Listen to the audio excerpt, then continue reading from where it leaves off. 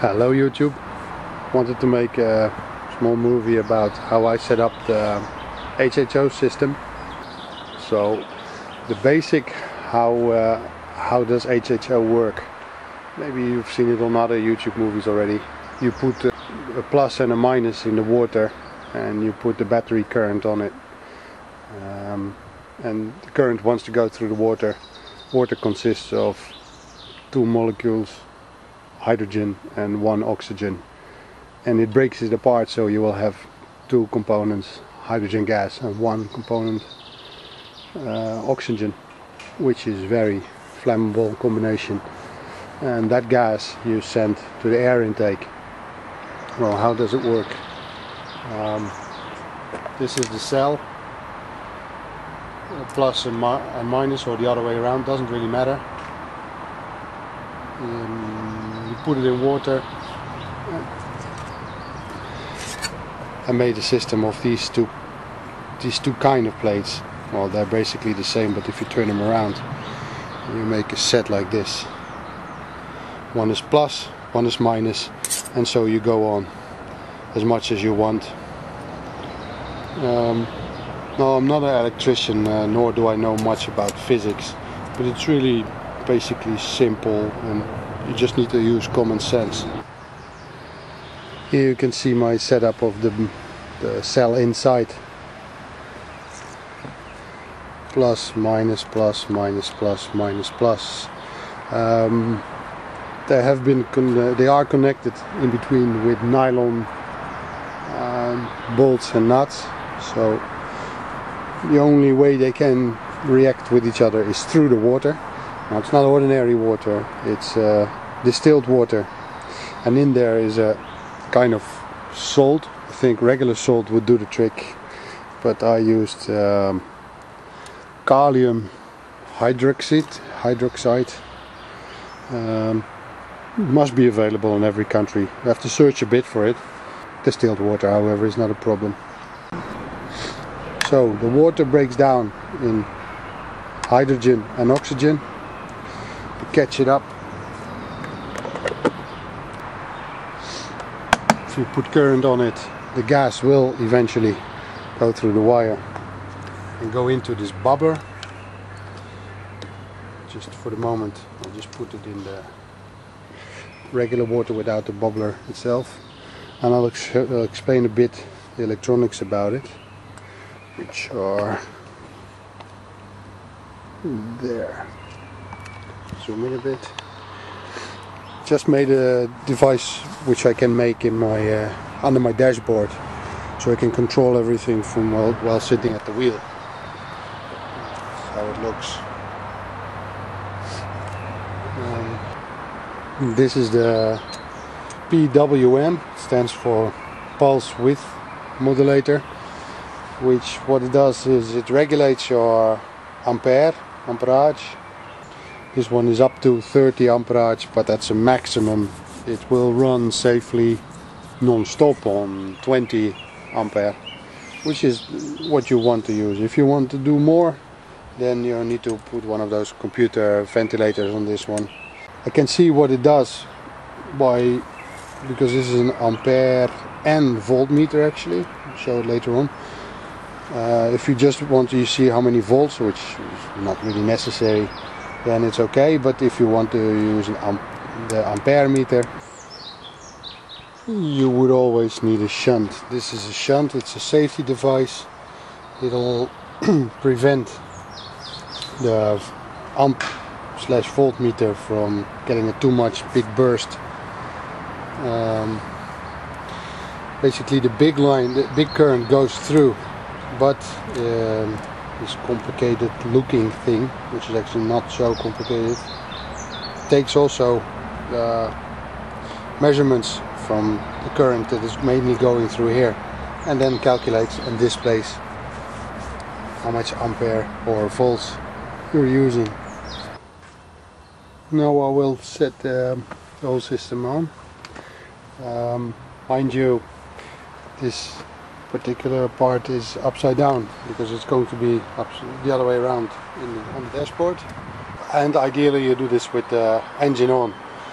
I can't be bothered now, makes too much noise. Won't, with the engine on, it will generate more amps, so bear that in mind. Always do your final tests with the engine on. It's all attached. This is the amperage at the moment. We'll put it to 16 or so. You'll already see gas created there. And the bubbler is working. We'll zoom in on the cell first.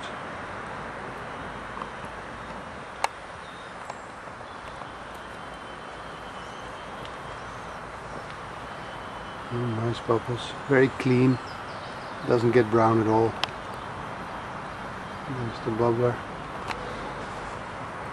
The gas that comes out there is really just 2 parts hydrogen and 1 part oxygen.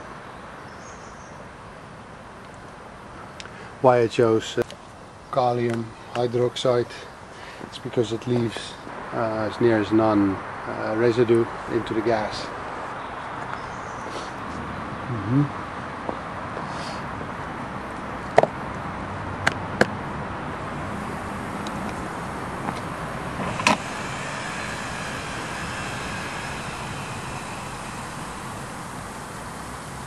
Well, I'll put it off now, you will see.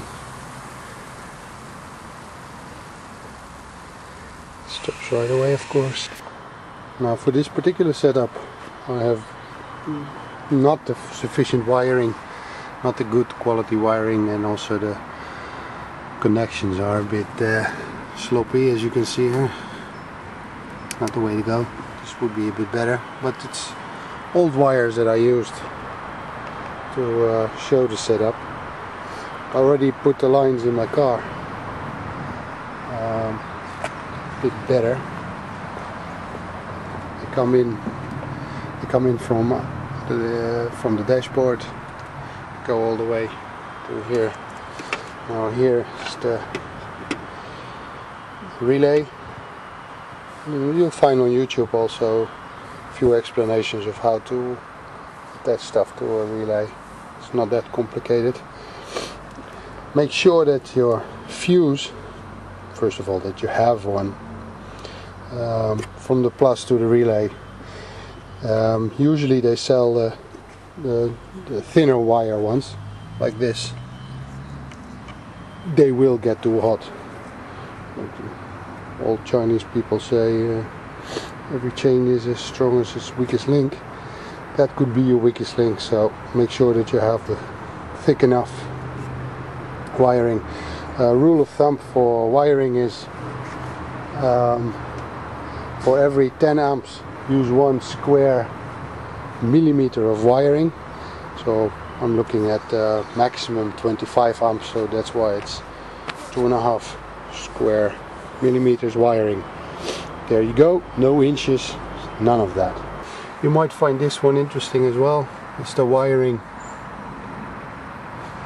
Car battery, go to the plus to the fuse, which I showed you, then to the relay. Relay connects to an on and off switch. The one that I found, what I used, is not exactly from the ignition as shown here, but I found a wire behind my radio which gave only electricity when the contact was on. The key is in the contact and switched on. If the key was not on, electricity, so therefore no risk of having your system on while you're not in the car, and therefore generating a lot of hydrogen under the hood, which is kinda could end up funny. Here it shows an FE, EFIE. I don't need that device. What does that device do? It fools your computer. The signal that comes from the oxygen sensor in your car, just behind your motor, it goes to your computer of the car, CPM or something. But since you're using a different mixture, the signal that will come out will eventually disrupt your computer so that you will probably use even more petrol. Now I'm also driving on LPG, so I won't need that. The signal is already full or disabled when you're driving on LPG. So that is something you would find out yourself. Have to find out yourself when you're installing such a system. From there you go to the PWM. PWM also goes straight back to the either the battery or to any ground. That's good enough, of course. Same. And from your PWM you go to your HHO cell via an amp meter. I showed you that here. It's a bit more complicated because you have the shunt. So here it looks pretty simple, but you have to really keep your head straight and look at the manual of your volt and amp meter.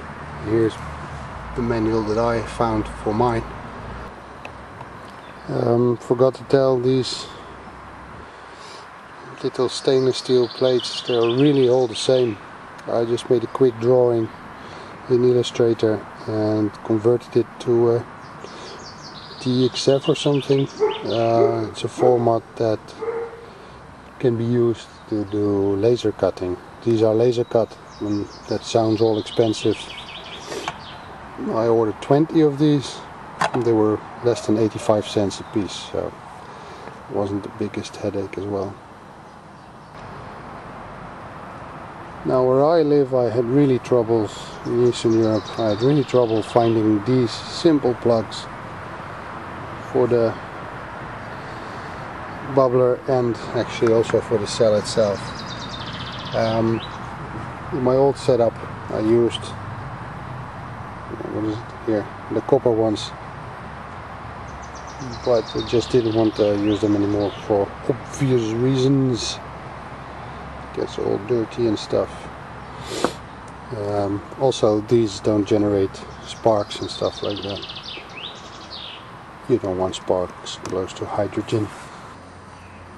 Installed in the car. Left is the cell, right is the bubbler. Bubbler going the wire to the air intake, and probably the tube is until here somewhere. So all the way in the air intake over the filter, the bubbler. And how does it look? Dashboard.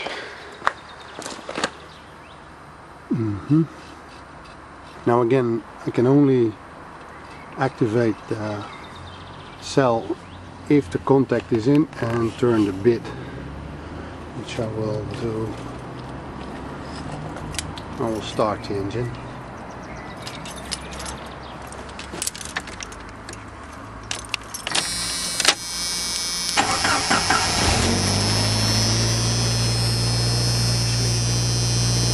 Oh, that's a bit too much.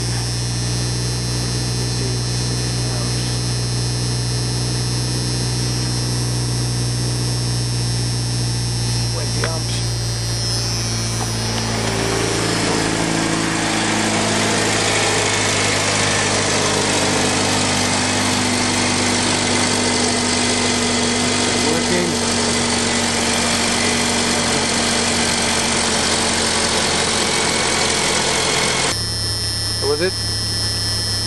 Do it safe.